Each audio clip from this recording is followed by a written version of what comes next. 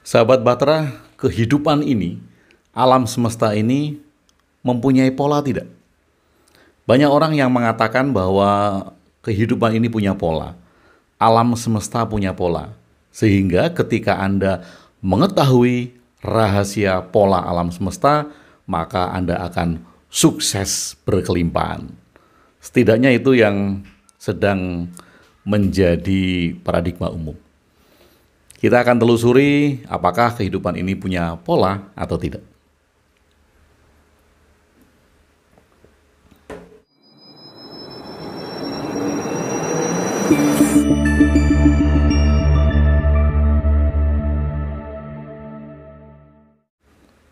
Sahabat Bahtera, di awal saya akan mengatakan bahwa ini bukan tentang benar dan salah.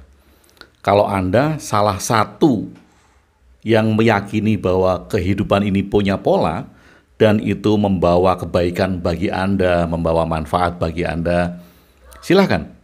Atau kalau Anda salah satu pejuang law of attraction, law of attraction warrior gitu, yang memang meyakini bahwa semua ini ada polanya. Sehingga ketika kita menyelaraskan diri dengan pola semesta, visualisasi, vibrasi, afirmasi, maka kita bisa mewujudkan apa yang kita inginkan. Mewujudkan mimpi, mewujudkan keinginan, mewujudkan apapun juga.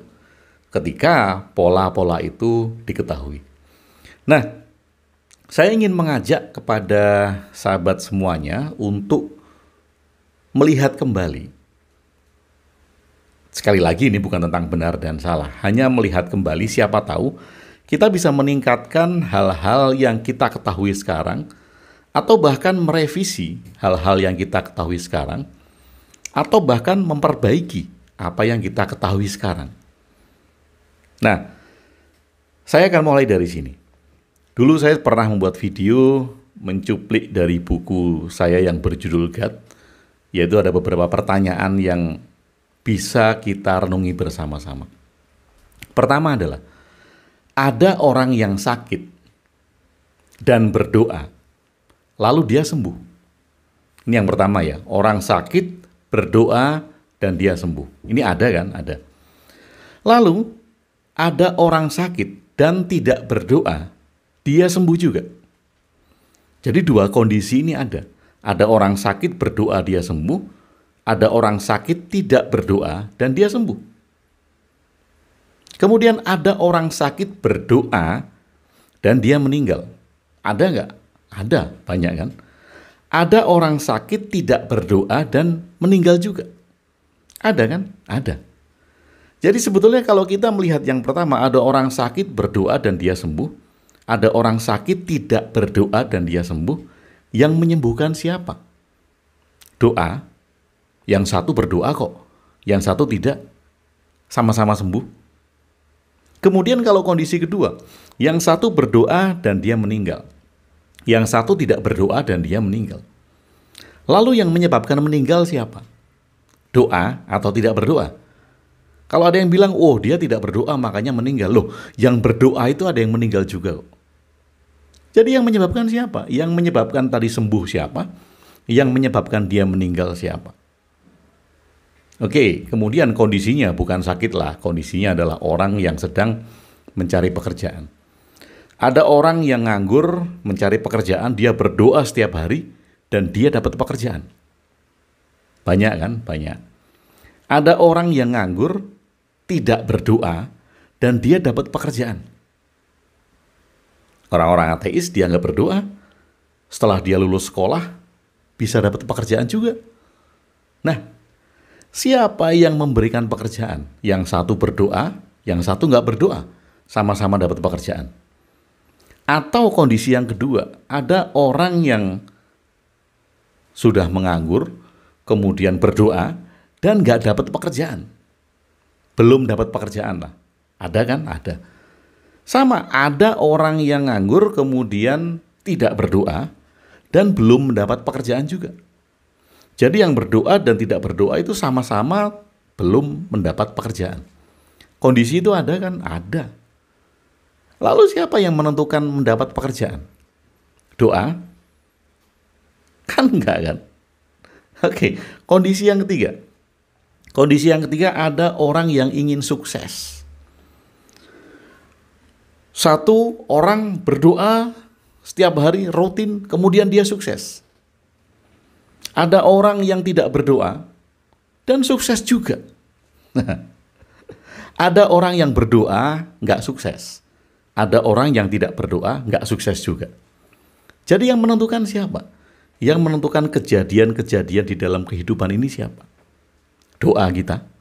Kalau berdoa otomatis itu adalah kepercayaan kita bahwa Tuhan yang mengabulkan doa.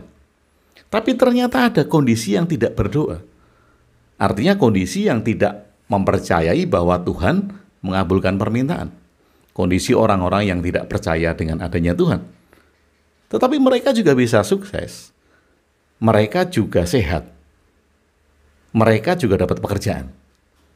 Nah, orang-orang yang berdoa, kondisinya juga sama.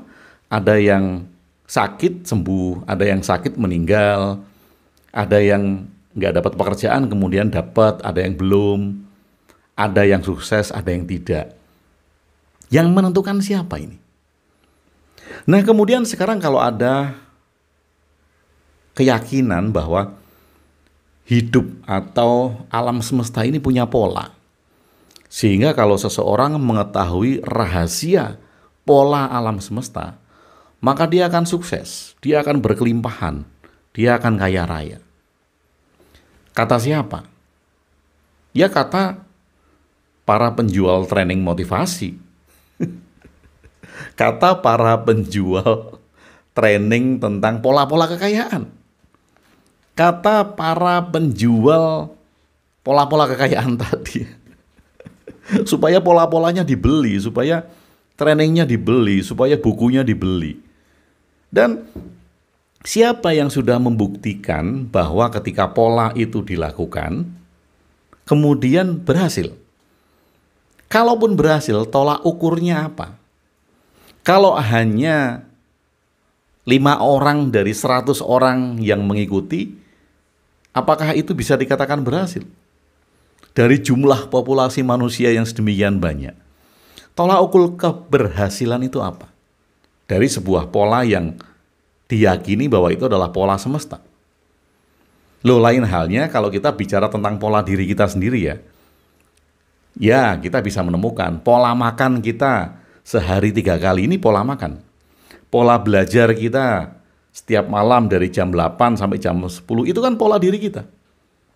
Pola hidup kita, pola sehat itu ada karena kita membentuk pola kita. Saya membentuk pola hidup sehat. Jadi saya minum air putih, tidak minum kopi, tidak minum teh, makan sayur, buah, tidak, atau mengurangi daging-daging merah. Itu pola yang kita jalankan. Dan kita semuanya membentuk pola karena untuk diri kita adalah manusia berpola. Setiap hari bangun pagi, berangkat kerja, pulang kerja malam, istirahat sebentar, buka internet, tidur, besok pagi lagi seperti itu. Ini kan pola kerja. Nah, diri kita memang berpola karena kita manusia berpola. Dan kita membentuk pola di dalam kehidupan agar kita mudah menjalankan kehidupan itu. Karena ini memang alamiahnya manusia. Saya tidak membicarakan alam semesta dulu ya, saya membicarakan kita, membicarakan manusianya. Kita membentuk pola agar kita mudah di dalam menjalani kehidupan. Atau di dalam bahasa perjalanan batin itu, kita membentuk karma, membentuk tindakan, karma, kemudian itu membentuk sebuah roda. Karena karmanya berulang, tindakannya berulang. Kalau ada yang belum jelas tentang arti karma, cari video saya yang berjudul Karma. Karena banyak sekali distorsi pemahaman karma yang menyedihkan, ironis gitu. Hanya mengikuti siaran TV yang berjudul Karma itu. Itu sangat, bagi saya itu sangat membodohi. Nah, karma atau tindakan itu akhirnya membentuk pola. Kita membentuk karma-karma, kita membentuk tindakan-tindakan agar kita mudah di dalam hidup. Seperti kita setir mobil, belajar setir mobil di awal, kita menghafalkan pola. Oh, kalau mobilnya manual, kanan itu menginjak apa, kiri itu menginjak apa. Kemudian kalau memasukkan gigi itu kopling diinjak dengan kaki apa. Kita bentuk pola itu kan. Setelah setiap hari belajar, kita membentuk pola, dan akhirnya setelah bisa, kita nggak perlu berpikir lagi. Karena polanya sudah ada. Pekerjaan juga demikian. Setiap hari kita melakukan pekerjaan kita membentuk pola. Sehingga ada yang mengatakan kalau 10.000 jam kita lakukan keahlian kita menjadi master di bidang kita. Karena kita punya pola dan kita tahu. Kalau saya menulis dulu, saya pada saat belajar pertama kali mengetik, waktu masih mesin ketik modern, saya ketik dengan 11 jari, itu pun melihat keyboard. Tapi setelah saya melakukan itu berulang kali, saya bisa mengetik, saya bisa menulis di keyboard tanpa saya melihat keyboardnya. Bahkan saya bisa menutup mata dan saya tahu posisi A di mana, S di mana, D di mana, F di mana, G di mana. Jadi ketika tangan saya menyentuh keyboard, 4 jari ini itu sudah berada pada posisi touch masing-masing. Dan ibu jari ini otomatis akan berada pada spasi. Karena ini pola. Setelah setiap hari kita melakukan itu, maka kita membentuk pola. Itu untuk diri kita sendiri. Nah, sekarang untuk alam semesta, untuk kehidupan. Siapa yang menyebut bahwa kehidupan ini punya pola? Atau alam semesta ini punya pola? Kalau ada, polanya seperti apa? Kalau memang ditemukan rahasia pola alam semesta, nggak ada kemiskinan di dunia ini. Nggak ada penderitaan, nggak ada suffering. Tidak ada orang yang kekurangan. Karena ketika dikabarkan tentang rahasia pola alam semesta, mereka akan bangkit semua. Mereka akan menjadi sejahtera, mereka akan menjadi berlimpah. Mereka yang tadinya nggak punya kerja bisa kerja, yang tadinya nggak punya duit, yang tadinya sakit menjadi sehat. Tapi mengapa itu tidak terjadi? Mengapa itu tidak terjadi? Benarkah alam semesta atau kehidupan ini punya pola? Nah, masalahnya adalah kita berasumsi. Kita mempunyai hipotesis sendiri atas dasar apa yang kita jalani di dalam kehidupan. Saya punya teman, dulu dikategorikan sengsara lah. Sengsara itu karena nggak punya pekerjaan, kurus kerempeng, sehari makan sehari enggak gitu kan. Kemudian di dalam 4 tahun entah apa yang dilakukan, di tahun keempat, tahun kelima melejit. Dia bisa melakukan sesuatu untuk menghasilkan uang di dalam hidupnya. Akhirnya bisa beli rumah, akhirnya bisa beli mobil, dan hidupnya sejahtera. Setelah hidupnya sejahtera, maka teman saya ini membuat pelatihan pola-pola keberlimpahan alam semesta. Jadi teman saya mengajarkan pola-pola keberlimpahan itu. Nah, pola keberlimpahan itu apakah itu adalah polanya kehidupan, polanya alam semesta? Kan tidak. Itu adalah pola kita sebagai reinterpretasi dari kehidupan kita sendiri atas perubahan yang kita dapat. Jadi kita mempunyai memori internal untuk menangkap sesuatu atas pengalaman kita sendiri. Dan kemudian dari pengalaman ke pengalaman kita itu, kita menyebutnya itu adalah pola saya dalam menjalani hidup untuk mencapai perubahan. Jadi ini individual, sangat individual sekali. Setiap orang akan mengalami fase-fase sendiri-sendiri di dalam perubahan-perubahan hidupnya. Dan kalau kemudian pengalaman itu di-copy paste kepada orang lain, bisa berhasil tidak? Maybe. Ada yang berhasil, ada yang tidak. Karena itu adalah pola individu. Misal demikian, saya punya teman waktu SMA, dia belajar sangat rajin. Dia harus belajar setiap hari sehingga dia pintar. Nilainya bagus. Itu adalah pola individu dia kan. Ada teman saya yang nggak belajar, dia hanya modal mendengarkan guru di kelas. Nggak pernah belajar, main terus, tetapi nilainya bagus. Dan dia pintar juga. Dan ini pola individunya sendiri kan. Nah, kalau dua orang ini mengajarkan pola untuk menjadi cerdas, pola untuk menjadi pintar, jadi pola mana yang akan berhasil? Apakah pola orang yang satu tadi yang belajar setiap hari, atau pola teman saya tadi yang nggak belajar? Ini kan pola-pola individu. Nah, ketika ada orang yang mengikuti polanya, tentu ada yang berhasil, ada yang tidak. Karena hanya masalah sesuai atau tidak. Jadi bukan tentang kebenaran dari pola itu, bukan tentang apakah pola itu valid atau tidak, bukan tentang apakah pola itu memang benar-benar sudah terkonfirmasi sebagai pola keberhasilan atau tidak. Karena ini individual. Ada orang yang peningkatan spiritualitas atau menjadi bijaksana lah. Bahasa lainnya adalah peningkatan spiritualitas. Dia mengalami peningkatan spiritualitas setelah mengalami pengalaman buruk di dalam hidupnya. Dia terpuruk. Miskin, menjadi miskin tadinya kaya, menjadi miskin, sakit, keras, nggak sembuh-sembuh, atau bahkan kemudian mau meninggal, tapi kemudian sembuh. Kemudian perlahan-lahan dia bangkit dari keterpurukan itu. Nah, karena pengalaman dia terpuruk itu, maka kemudian dia menjadi bijaksana. Kebijaksanaan dalam dirinya bangkit. Spiritualitas dalam dirinya bangkit. Lalu orang seperti ini, dia akan membuat pelatihan atau mengajarkan cara-cara kebangkitan spiritual. Yang diyakini adalah orang yang akan bangkit spiritualitasnya apabila dia terkena masalah di dalam hidup, dia terpuruk di dalam hidup. Dia menuju titik nol di dalam hidup, kemudian dia bangkit spiritualitasnya. Ya, karena itu adalah sesuai dengan pengalaman internalnya, pribadi dirinya sendiri. Tapi ada juga orang yang kaya raya, dia hanya cukup tidak menggunakan kekayaannya, dia nyaman sepanjang hidup, tetapi kemudian dia bisa bijaksana juga. Kemudian dia mengalami peningkatan spiritual juga. Nah, orang seperti ini kalau kemudian mengajarkan cara-cara untuk bangkit spiritualitasnya, dia akan bilang dia nggak perlu keterpurukan hidup. Dia tidak perlu hidup menjadi nol. Dia tidak perlu kemiskinan. Toh dia bisa kok. Jadi apa yang kita sebut pola?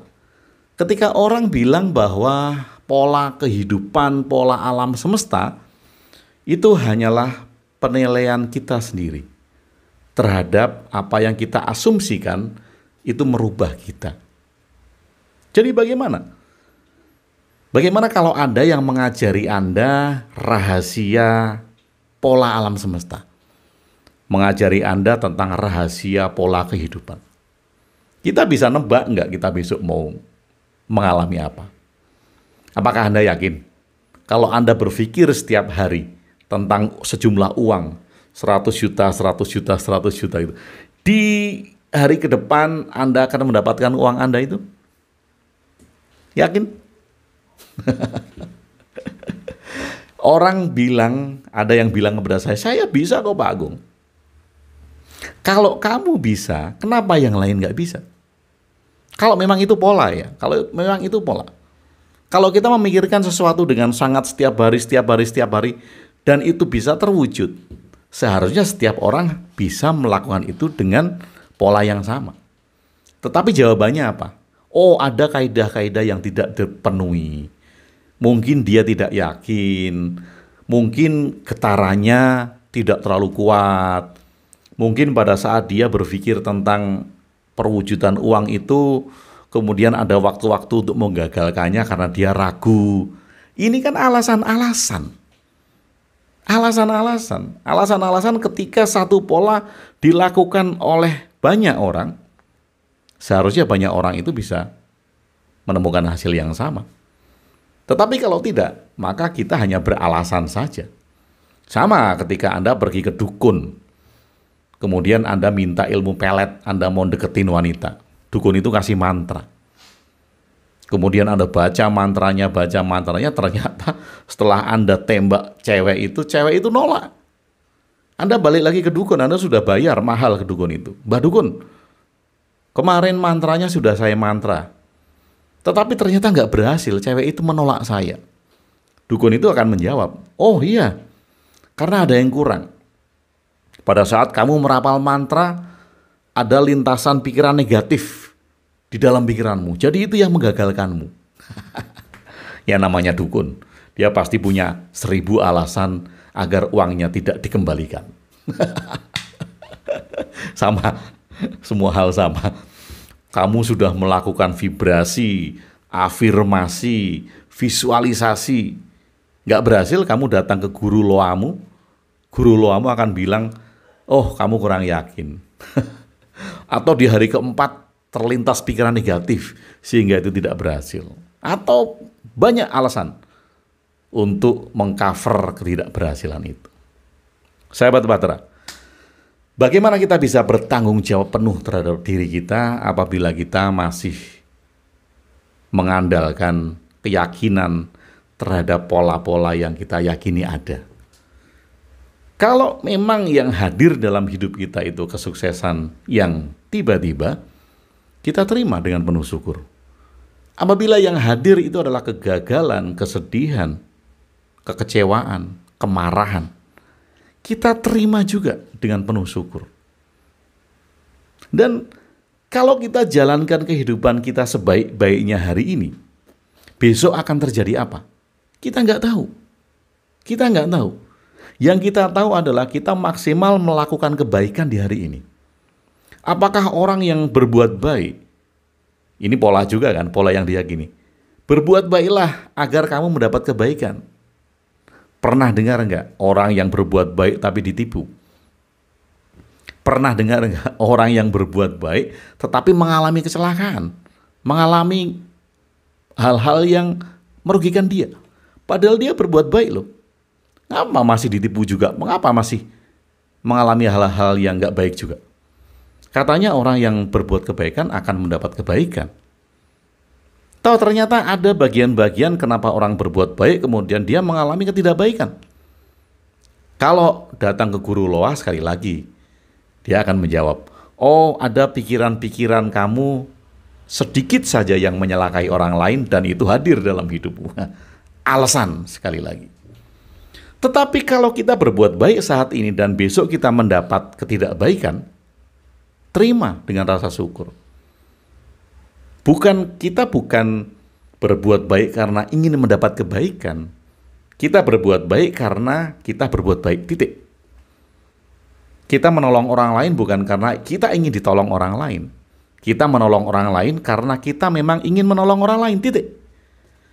Ketika kamu mau nyumbang sesuatu, kamu mau berdonasi sesuatu, apakah kamu mau mengharapkan sesuatu yang akan datang nanti? Oh, kalau saya menolong, suatu saat saya akan ditolong. Oh, kalau saya berdonasi, suatu saat saya juga akan mendapatkan uang. Bagaimana kalau tidak? Kecewanya kayak apa? Jadi ketika kita berbuat baik saat ini, ya berbuat baik saja, titik. Toh, tidak ada ruginya. Karena kita sudah membantu orang lain, kita sudah menolong orang lain, dan memang kita sudah berbuat baik kepada semua orang. Sahabat Bahtera, ini menjadi refleksi terakhir yang mungkin akan saya buatkan video selanjutnya. Apakah peristiwa-peristiwa yang hadir saat ini itu merupakan proyeksi pikiran kita di masa lalu? Siapa yang mengatakan itu? Siapa yang mengatakan bahwa apa yang kita hadapi saat ini, apa yang hadir dalam hidup kita saat ini adalah proyeksi pikiran kita di masa lalu? Kalau kita masih berpikir seperti itu, mungkin kita masih mencari banyak alasan. Dan kita perlu alasan tentang kejadian-kejadian kita saat ini.